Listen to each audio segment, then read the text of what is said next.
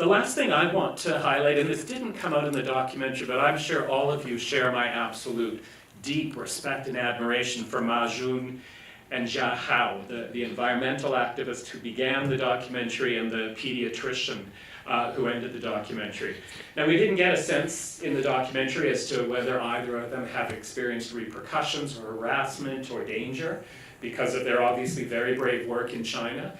But we know from our human rights work that activists like those two amazing individuals are amongst the most imperiled human rights defenders around the world right now. Human rights defenders doing work around environmental issues, land issues, contamination, etc. And I think that's one other piece we need to keep in mind as we're figuring out how we move forward with this, because we need to be sure that heroic individuals like that continue to have the space and safety to bring this information to our attention. Thanks. First, I want to say what a pleasure it is. Do you see my old colleague Alex Neve here?